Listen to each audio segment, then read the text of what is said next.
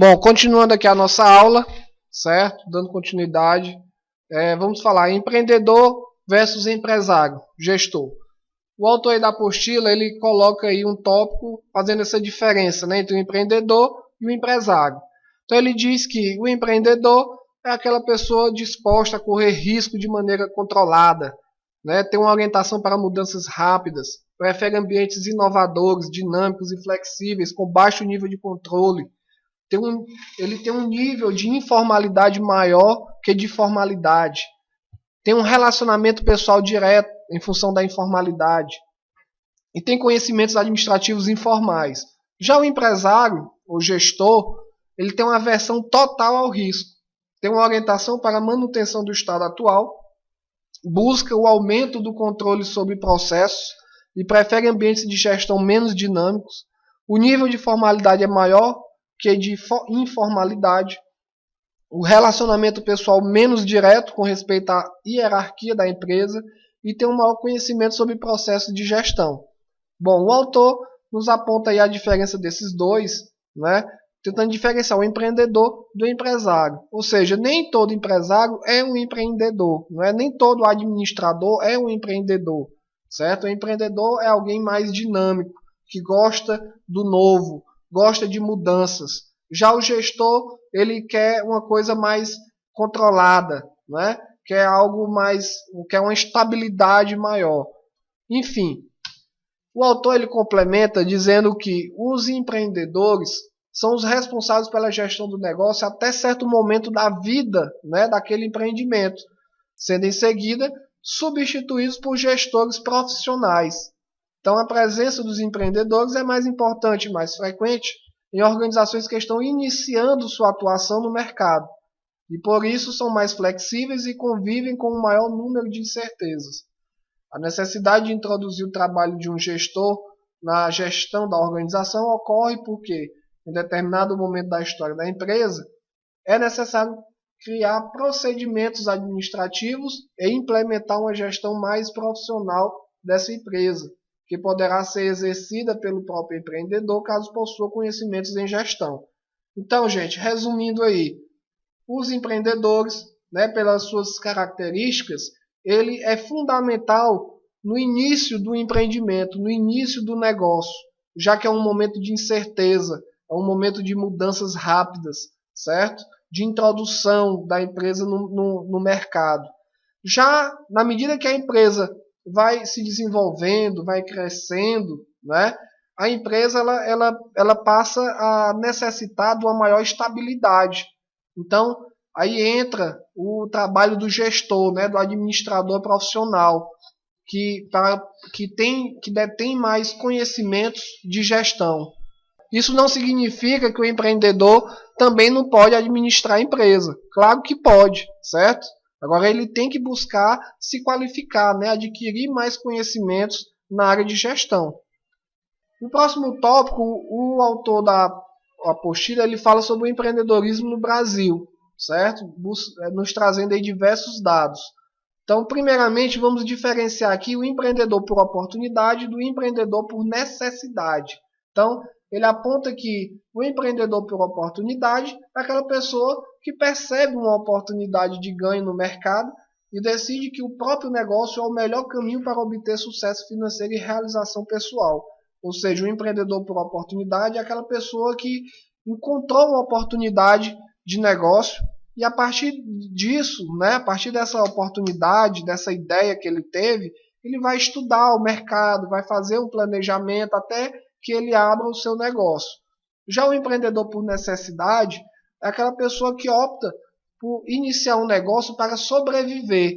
Ou seja, é uma pessoa que não tem emprego, né, que perdeu o emprego, por exemplo, e por não ter uma fonte de renda, ele resolve abrir um empreendimento, né? Então, geralmente são pessoas que não abrem um negócio por oportunidade, ele abre um negócio mais informal, né? Algo sem um planejamento. Então, o risco de não dar certo é bem maior, por conta dessa falta de planejamento, por essa falta de ter visto realmente uma oportunidade de negócio. Então, cerca de 40% dos empreendedores brasileiros são por necessidade, né, segundo pesquisas. E a taxa de mortalidade no Brasil, né, das empresas novas é de 22%. Ou seja, 22% das empresas novas fecham nos 2 primeiros anos. Talvez isso seja devido à falta de conhecimento, né, de mercado, à falta de conhecimento de gestão, principalmente daqueles empreendedores por necessidade, que abrem um negócio sem ter feito, né, um planejamento prévio. Então, para abrir um negócio, não basta apenas ter o capital inicial, né, ter dinheiro. É preciso planejamento e estudo do mercado para verificar a viabilidade daquele negócio, ok? Então, não basta só ter dinheiro, não basta ter capital financeiro. Tem que ter conhecimento, né, de como faz aquele negócio e tem que ter estudo, tem que ter um planejamento. Bom, o autor nos traz também que no Brasil, que o Brasil é um país empreendedor, né? O Brasil ele tem um grande número de empreendedores, todo ano abre inúmeras, né, milhares de empresas, certo? Em comparação com outros países, o Brasil é um país empreendedor, certo? E o governo brasileiro, apesar da grande carga tributária e da burocracia que existe, ele editou algumas leis que veio simplificar a vida do empreendedor. Nós trazemos aqui duas dessas leis, né? Seria o Simples Nacional, no caso aí é aquela lei. O que fez esse Simples Nacional? Ele pegou aquele horror de imposto, né, que tem, são dezenas de impostos que um empreendedor, que uma empresa tem que pagar, e juntou tudo em um imposto só, que seria o Simples.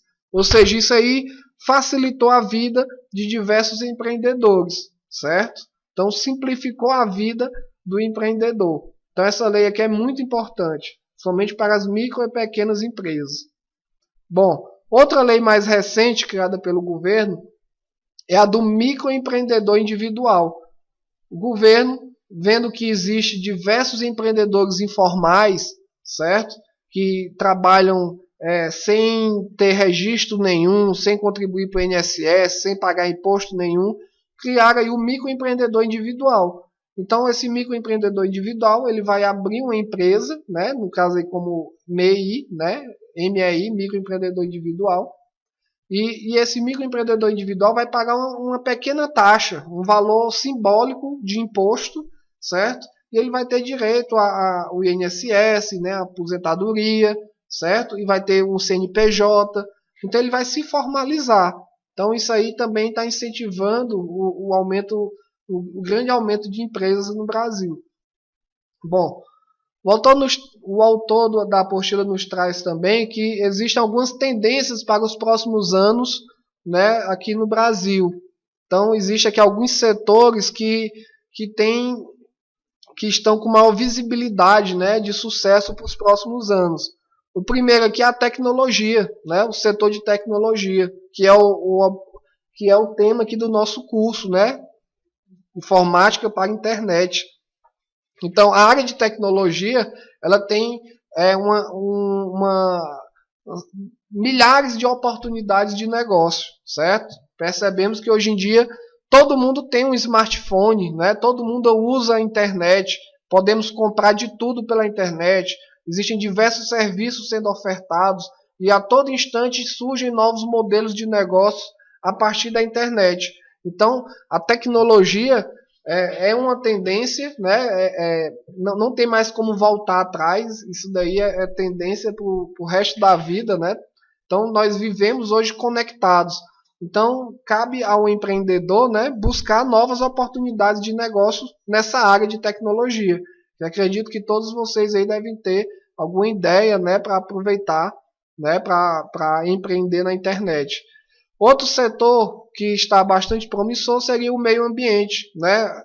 Cada vez mais há uma preocupação maior da sociedade com a sustentabilidade, né? Com a preservação do meio ambiente.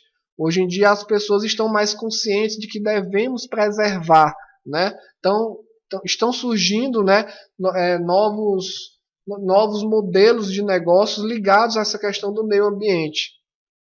A área de saúde também é uma área promissora, né? Já que as pessoas estão mais conscientes de que devem cuidar da sua saúde, certo? Então, esse setor também neste setor existem diversas oportunidades de negócio. Outra tendência é o crescimento da classe C. Então, aquelas pessoas, né, mais humildes, elas estão elevando a sua renda e essas pessoas estão querendo comprar, certo? Então, os empreendedores que lançam produtos ou serviços voltados para essa classe C, eles estão tendo bastante sucesso, certo? Então, cabe aos empreendedores identificarem, né, oportunidades ligadas a essa classe C. E, por último, né, outra tendência para os próximos anos é a terceira idade, né? Ou seja, as pessoas mais velhas, né, a população mais idosa no Brasil está crescendo, né? Por conta do desenvolvimento, né, da saúde, né, melhoria da qualidade de vida, as pessoas estão ficando mais velhas. Então,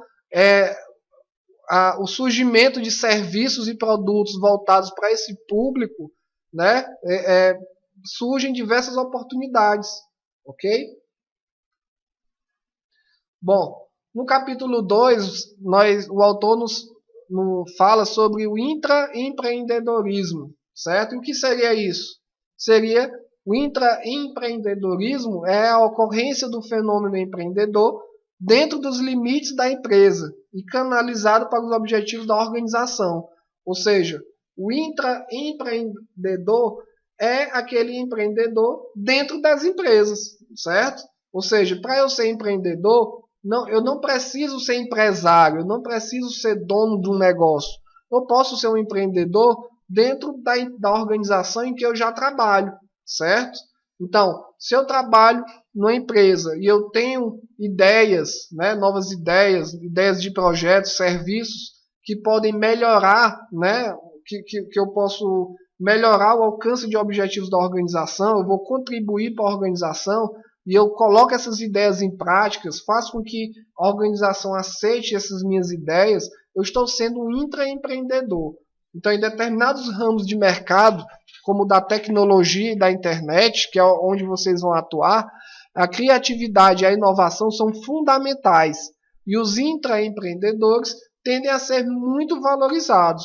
Ou seja, vocês, né, futuros técnicos, vocês têm que buscar ser intraempreendedores. Ou seja, mesmo que vocês não tenham o próprio negócio, que trabalhem para os outros, vocês têm que buscar ser empreendedores dentro daquele negócio.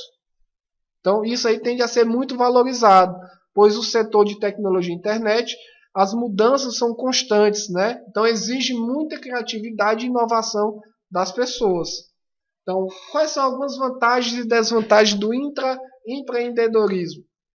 Bom, algumas vantagens para a empresa é o quê? Possuir funcionários com a postura e visão de sócios, ou seja, o intraempreendedor ele tem uma visão do sócio, né? Uma visão de dono da empresa. Ele não pensa só como ser um funcionário, ele pensa como se fosse o dono da própria empresa.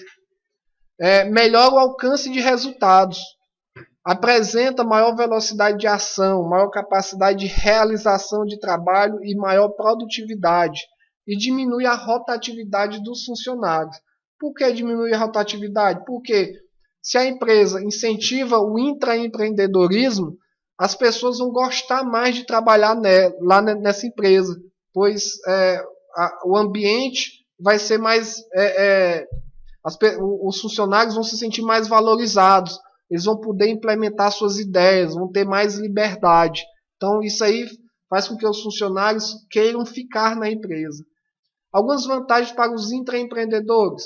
Eles são valorizados, né, por meio de participação nos lucros, nas decisões e na geração de ideias constantes para a criação de novos produtos e para a reestruturação de processos internos. Incentivo psicológico, né, para o funcionário, pois ele passa a ser parte integrante das decisões da empresa. Então, o incentivo do intraempreendedorismo é bom tanto para a empresa como para os intraempreendedores, certo? Pois eles vão se sentir mais valorizados, eles vão participar mais das decisões e eles vão receber a mais por isso também, certo?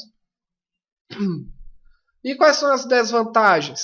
Bom, pode haver algumas desvantagens, como, por exemplo, o excesso de competitividade interna, que pode surgir entre os profissionais com perfil intraempreendedor.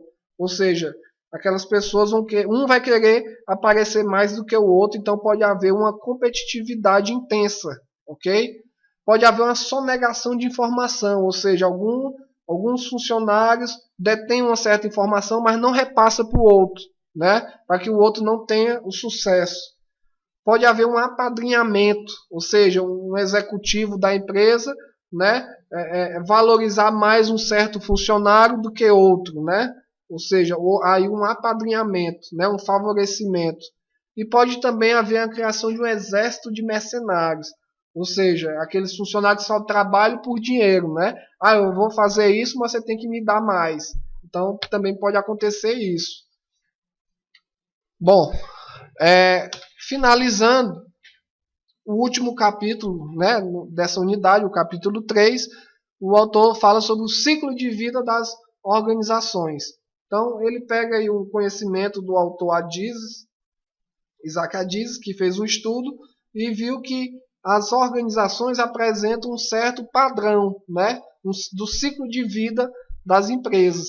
Então, esse ciclo de vida vai desde a fase do namoro, né, infância, toca-toca, adolescência, plenitude, estabilidade. A partir daí a empresa começa a decair, né, aristocracia, burocracia incipiente, burocracia, até alcançar a morte, certo? Então, em cada etapa desse ciclo de vida das organizações, acontecem diversas mudanças na empresa, certo?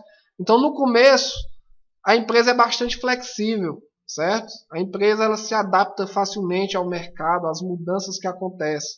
À medida que a empresa vai envelhecendo, a flexibilidade vai diminuindo, certo? A flexibilidade vai diminuindo e o controle vai aumentando, certo? Até que chega um momento em que só há controle, né? O controle é tão intenso que existe aí essa burocracia, né? A empresa fica travada, né? Não consegue mudar. Então ela começa ela fica envelhecida, né? E não consegue acompanhar as mudanças do mercado.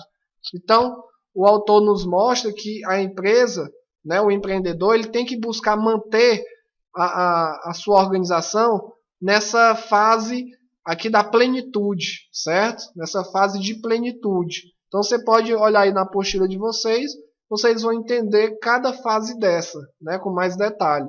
Então, mas na fase de plenitude, a empresa ainda mantém uma flexibilidade, né, para se adaptar às mudanças do mercado, né, mantém a sua inovação, certo? E também já tem um certo nível de controle, né, um controle adequado também, mas não um controle tão intenso. Então, essa fase de plenitude seria a fase ideal para manter a empresa, ok?